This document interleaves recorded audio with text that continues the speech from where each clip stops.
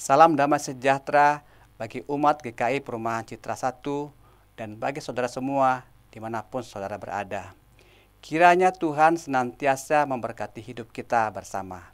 Saya Penatua Rudi Prasgultom. Kali ini saya akan membawakan renungan singkat bagi kita semua. Tema renungan kita hari ini adalah menghakimi orang lain. Ayat pengantar diambil dari Roma 2 ayat 1. Karena itu, hai manusia, siapapun juga engkau yang menghakimi orang lain, engkau sendiri tidak bebas dari salah. Sebab dalam menghakimi orang lain, engkau menghukum dirimu sendiri, karena engkau yang menghakimi orang lain melakukan hal-hal yang sama. Jika kita melihat bendera negara Jepang, apa yang kita lihat? Biasanya kita terbiasa akan menjawab melihat lingkaran merah yang berada di kain putih. Jarang yang menjawab kain putih yang ada lingkaran merah di tengah-tengahnya. Hal ini sebenarnya ingin menggambarkan apa? Ingin menggambarkan bagaimana kita sebagai manusia cenderung lebih mudah melihat sisi buruk daripada sisi baik orang lain yang ujungnya akan jatuh pada sikap menghakimi. Kecenderungan orang lebih mudah menghakimi atau melihat sisi buruk orang lain bisa disebabkan beberapa faktor, yaitu pertama, ingin selalu menjadi sorotan. Ada banyak orang mengupayakan hal apapun demi dikenal sebagai orang yang hebat dan mumpuni, terlihat sangat rajin, ramah, sopan, humoris, bahkan aktif merespons segala sesuatu yang ada. Namun sayangnya, semua sikap tersebut bukan lahir dari ketulusan hati, namun hanya ingin mendapatkan pujian dan menutupi borok yang ada pada dirinya, di mana yang tahu hanya Dia dan Tuhan. Hal kedua, adanya rasa iri hati terhadap orang lain. Merasa resah ketika orang lain lebih hebat dari diri sendiri.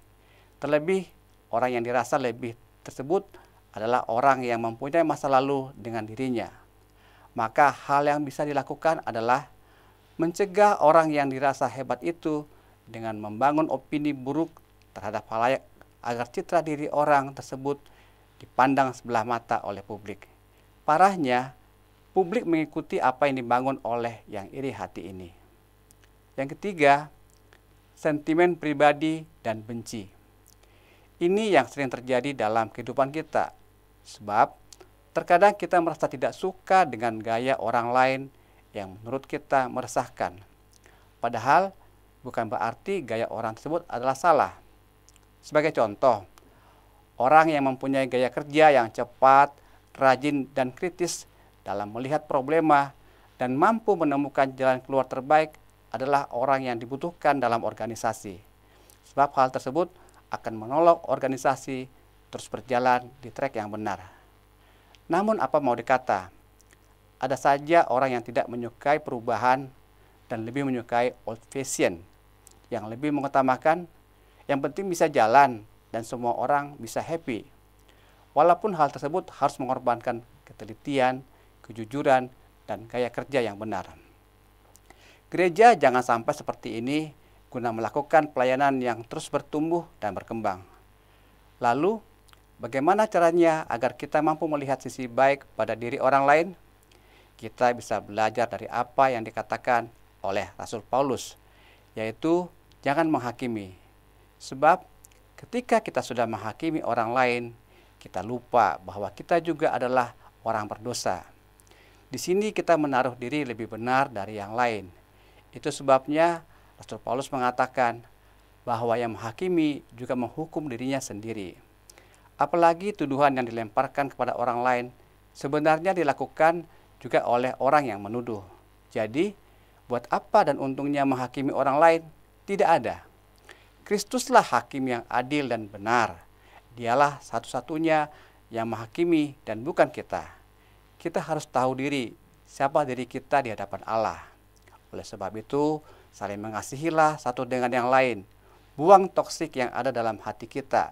Mulailah berdoa untuk sesama, bersedia saling mengampuni, dan sportif dalam respon setiap hal yang terjadi. Hanya dengan demikian, kita bisa membangun diri menjadi positif dan menjadi berkat bagi orang lain. Demikian renungan bagi kita semua. Kiranya melalui renungan ini kita diingatkan untuk terus menjadi pribadi-pribadi yang tekun dan setia melakukan kehendak-Nya. Sampai jumpa pada renungan singkat digital Majelis Jemaat berikutnya. Tuhan Yesus memberkati.